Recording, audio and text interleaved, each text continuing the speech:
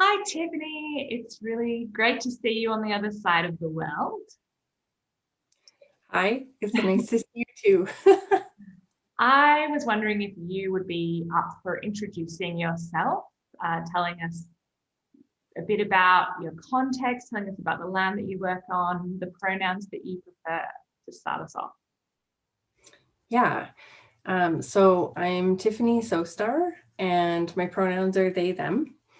And I am here, I'm on Treaty 7 land, so this is the home of the Blackfoot Confederacy, including the Siksika, Kainai, and Piikani First Nations, as well as the Stoney Nakoda, including the Chiniki, Wesley, and Bearspaw First Nations. It's also home to the Tsuut'ina First Nation and the Métis Nation of Alberta Region 3. And of course, the treaty has never been honored. And there are also Indigenous folks who are here for all kinds of reasons, including ongoing child removals, economic pressures.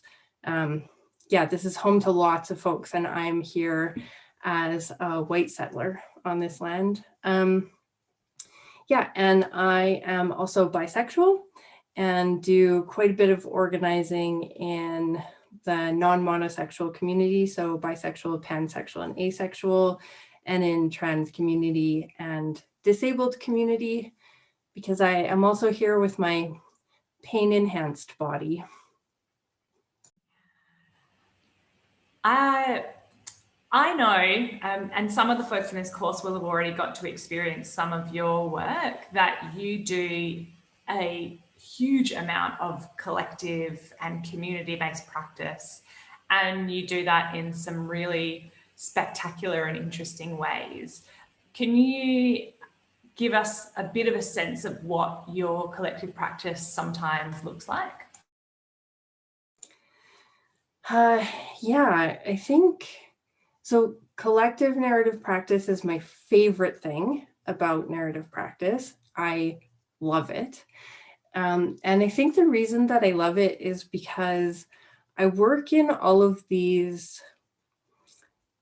communities that have been pushed to the margins, and often communities that have just a ton of ideas about who we are, who we are not, what we're experiencing, whether we exist. Collective narrative practice allows me to pull in all of these threads from my community members and then weave them together into something that becomes ideally, hopefully, a bit of a safety net for other community members who may also have been pushed out to the margins, told they don't exist, or that they exist in these like weird, stigmatized, not reflective of our actual experiences ways. A safety net for those folks that says, not only do you exist, we also exist. We're here. This is what we're doing, and we would love to hear your voice as well. So I sort of think of it as we're gathering in and making more space in collective narrative practice. And does this look like sitting down in a room with a group of people? Does it look like writing documents? Does it look like something else? What kind of if we're trying to visualize what your work looks like, how would you describe that? So the first ever piece of really intentional collective narrative practice that I did was the You Are Not Alone document that was put together for Pregnancy and Infant Loss Awareness Day in 2017. And the way that happened was I had a community member reach out to me and say, I cannot find anything queer inclusive for Pregnancy and Infant Loss Awareness Day, and I want to share something because it's affected me and there's nothing. Can we make something so that I can share it? So that project happened super fast. It was like a 10-day turnaround because the day was coming up. And that looked like I met with people in coffee shops and recorded our conversation and then transcribed them. I did phone calls with people. That was really one-on-one with people and then bringing their stories together. I still do projects like that are collective narrative practice that bring together multiple single conversations. But I would say my favorite way to do collective narrative practice as it has kind of evolved is to bring people together once upon a time in a room, but now in pandemic times in a Zoom room, more likely, to have a conversation that ideally I record and also take significant notes. Then I share those notes or the transcription back to the people who were in the conversation, so that if any of them want to give me input into which themes feel important, they can be working from the same raw materials that I am. And then it's sort of an iterative process. That conversation leads to conversations about the conversation. I prefer if we can have a couple group conversations before a document is actually created. And then at the end of it, there's a thing. And then the other piece of that, so I guess I'm sort of outlining what my preferred practice is here. But the last piece of that feels critically important is that not everyone can be in that room or in that video call. Not everyone is comfortable speaking in a group. Not everyone is comfortable using their spoken voice at all. So part of my collective work, when I am able to do this whole process the way that I prefer, is then reaching out to other community members and asking if they would like to reflect on what the group that was in that room or that Zoom call put together. So there are also voices from folks who couldn't show up in the room. Otherwise, you just miss the people who, for so many different reasons, aren't able to be there for that. Did that kind of answer it? Yeah, absolutely. I'm hearing you talk a lot about the ways that you collaborate with the community members that you are working with. Did you want to speak a bit more about the kinds of practices that guide the collaboration and how it comes about that you even know to invite these folks in, how they know you? Yeah. So I would say I have a bit of a reputation now within some of my communities for being enthusiastic about projects. So what tends to happen is quite similar to what happened in that first project.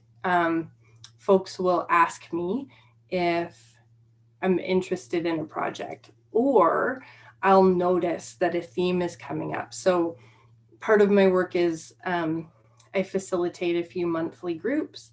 One of those is Possibilities, which has been running since 2010. It's a bisexual, pansexual, and asexual community group.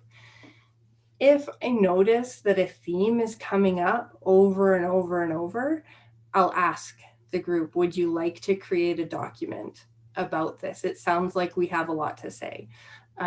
Sometimes there's interest and then it becomes a document. Sometimes there's not interest and then it doesn't. Sometimes there is interest and it still doesn't, because these things are, they take time and effort, and it can take a couple of years sometimes to get a collective project from idea to a thing. So I think what doesn't work that I have found is when I see something happening, but nobody other than me is saying this is a thing that we should make a document about. So I see something, it doesn't affect me personally, I'm just noticing it and I get enthusiastic. I have done that a few times. That tends not to go as well. Like, that's just me looking into a community and saying, oh, you should say things about this thing you're experiencing. Let me help you with that. That does not tend to work. My preferred process is that it emerges from within community, and it involves community that I'm actually part of, so that I'm not like trying to parachute in and be like, hey, collective narrative practice, let me help you tell your own story that you have not asked me to help you tell. I was wondering about, it sounds like, as you just said, that you are part of a lot of the communities that you're doing work with. Is that always the case? How do you know when you're the right person or not the right person to be doing this work? And I guess I was also just thinking about the folks that are watching this that are thinking, well, I'm not trans and I'm not queer, and what does that mean for whether it is possible for me to be doing this kind of work? What thoughts do you have about that? Yeah, I have a lot of thoughts about that, and some of them are only half-baked. So I'll just share them, and then you can like pick which parts are actually helpful. So I definitely have had experiences where I'm not the right person to do the work. And one that really stands out in my mind is there are some just brilliant, resilient, resourceful, fat queer folks in my communities. And I see the amount of fat phobia that is present, just like as a dominant discourse. And we have talked about putting together different resources. But the feedback that I got from those folks was that as someone, even though they're queer and I'm queer, I'm someone who's had thin privilege my entire life. And so for me to be organizing and facilitating that project, it was not a good fit. It wasn't going to actually be helpful in the way that was needed. So I didn't do that project. There are other times when I'm not in that community or I'm not having that same lived experience, but someone from that community is asking for help and looking for a skill set that I've developed in my narrative practice. So there have been some collective narrative practice projects that I've engaged in where I'm not there with lived experience and as part of the community. And I think the thing that's been important there is being invited in and then taking a lot of direction from the people in that community. So collaboration and co-creating the project feels critically important to me, no matter where I am located. But if I'm located as someone without lived experience or without being part of that community, it's not just co-creation, it's actually taking a backseat and allowing the community to drive the direction, to say, these are the important pieces. Much more consultation with the community to make sure that I'm representing their words the way they want them to be represented. Did that answer that? Absolutely. I was wondering, what are the things that you find most challenging, or are there things about collective and community practice specifically that are hard, maybe in relation to working with queer folks, maybe just generally?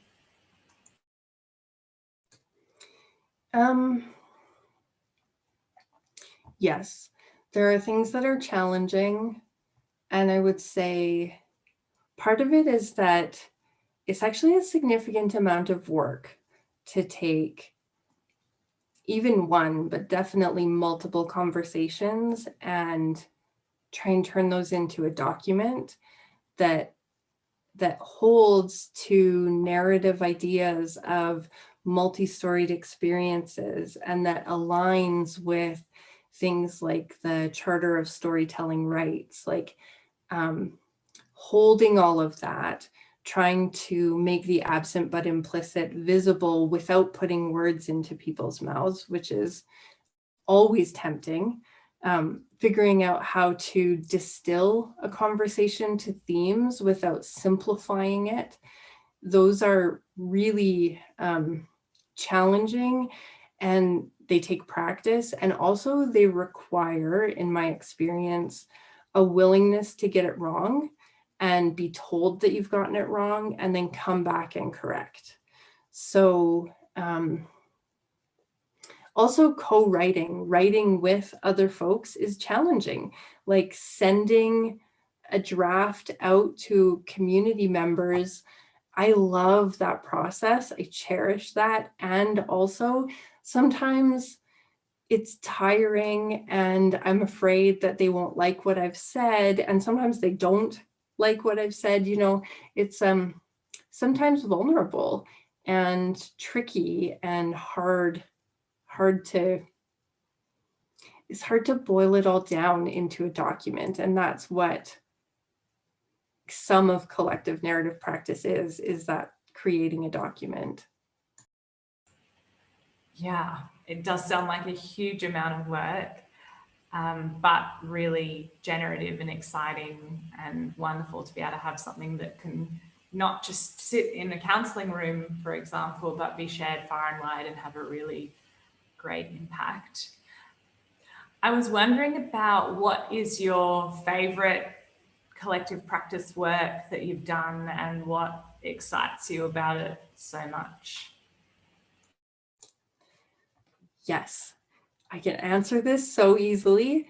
And then also, as you're asking it, I was like, I know the answer to this. Wait, no, there are other answers. Okay, so the one that comes to my mind is the BPD Superpowers document, which is the result of years of work with a group of folks who identify with borderline personality disorder, either as a received diagnosis or as a self-claimed descriptor of a set of experiences. And so although that's not a queer specific group or project, it's a very queer group. And the process was very informed by queer ideas.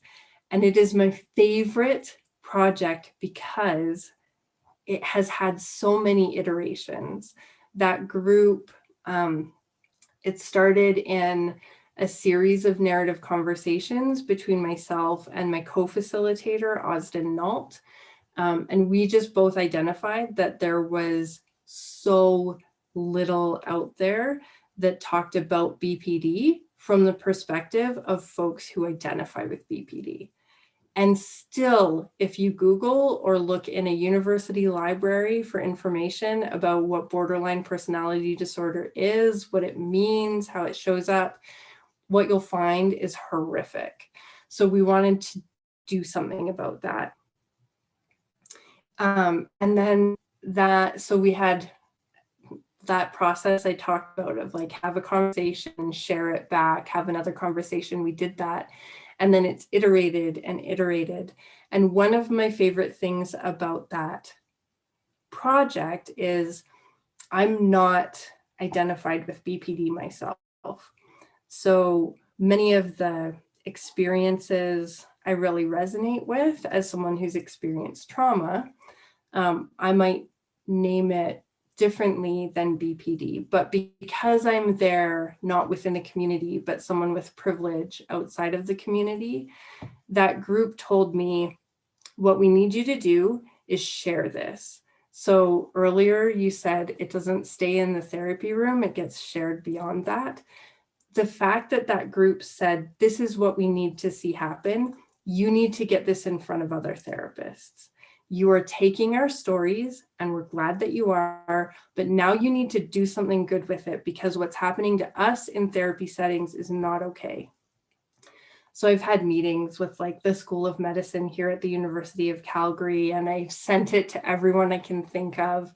And actually that piece of receiving a community assignment, that's a word that comes from narrative practice. And I can't remember where that comes from, but that piece about receiving a community assignment is actually what made that feel so good.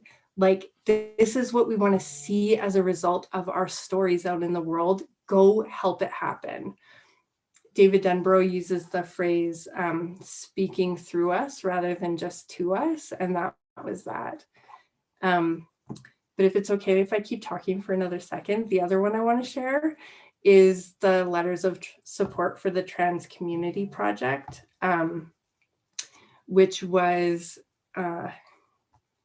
that project was the result of horrible news in the political climate of the United States, but then also here in Alberta, we're having similar, very conservative government that does not much care for my trans community.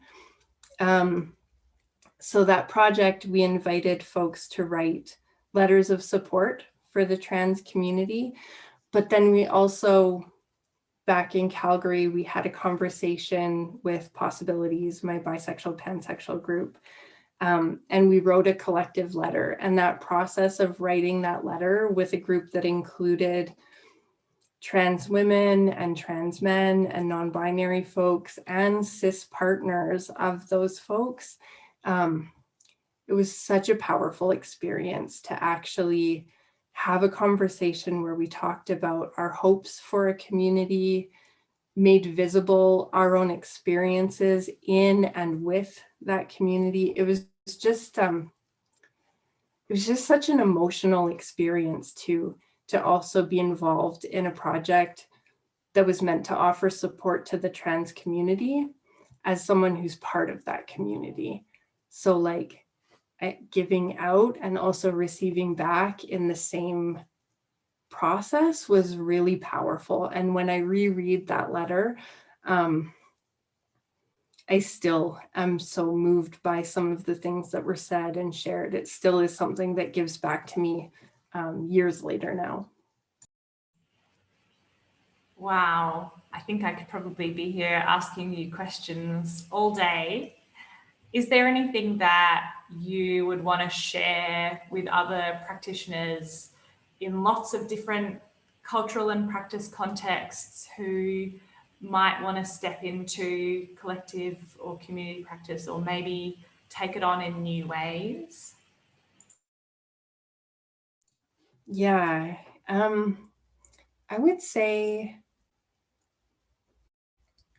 if you're worried about whether you'll do a good job, but you are noticing that there's a group and they have things to say and you have a connection with them, and maybe you've been asked to do this, to help them say what they're wanting to say in a more visible or public way,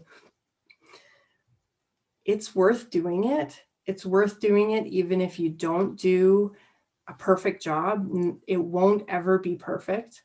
That first project that I did, the You Are Not Alone project, now has been redone 3 separate times, each time in response to someone in the community saying, hey, I don't see myself here, or you used language that was really hurtful, or you missed this big piece. It's still worth it to do it. And it's, especially if you are upfront about that with your community, and maybe even in the document, it's okay. Like, it's okay to kind of fumble through it and be trying to figure it out. And there's something really, it's really nice to do that, weaving together of voices. Like, I know it's not for everyone, but I love that feeling of then sending a document back to people and saying, here's what you said alongside what these other folks said. Look at all that resonance. Look at how that is bigger than just your experience. Folks on the margins, whatever margins they are, and each of our contexts has different margins. Folks on the margins are often like, we're pushed apart from each other. It's hard to hear our own voices. Collective documentation brings it together. Like, I don't know, I don't sing, but I imagine it's like what a choir might feel like. That's an incredibly moving image, and I think seems just perfect for what you're describing. Thanks so much for sharing about what a rich body of work. And especially what stands out to me is hearing the humility of your practice, and that even though you're someone who clearly not only shares a lot of identities often with the communities that you're working with and has a lot of knowledge and language available to you, you are embracing that mistakes are going to be part of the process. And I know that there are lots of forces like white supremacy and other things that want to recruit us into perfectionism in ways that can be really harmful and get in the way of us trying to, step into practices like these that uplift voices on the margins in respectful ways. So I really appreciate you sharing about the ways that you do that in collaboration with community. Was there anything you want to share before we wrap up? Just in response to what you were just saying, I just wanted to share, even though I've been organizing in bisexual community for over a decade now, and I've been out for longer than that, these discourses that are pushing around the people that we're working with, like, I still sometimes trip over internalized biphobia. And I have been writing about this for like years, and I've been organizing in this community for a decade. And I still find in myself ways, maybe it'd be more narrative for me to say in my behavior, in what I'm invited into, ways that biphobia is present. And so I think if we're going to do collective narrative practice, and we're trying to create documents that will stand against some of these oppressive discourses, there's also space for holding some gentleness for if in a year or 5 years or 5 minutes, you look back at it and realize that, whatever oppressive discourse you were wanting to stand against has actually shown up in your work. Or a different discourse that you weren't even aware of is present in the language you're using, in the questions that you asked, in what you didn't ask and what was left out. Like holding some grace for ourselves and our community members, because I still, and I feel ashamed every time it happens. And then, we just keep learning. We are swimming in this gross oppressive soup constantly. And also we have, this metaphor has gotten away from me, but like we have little life rafts of saltine crackers that we can climb onto to get out of that soup sometimes, but we're still kind of, in it. Yeah, I think that metaphor was perfect. Thanks, Tiffany, for being part of this learning experience for lots of folks. Thanks for letting me. I am pretty keen on collective narrative practice, so if anyone wants to email me about it, I am always around.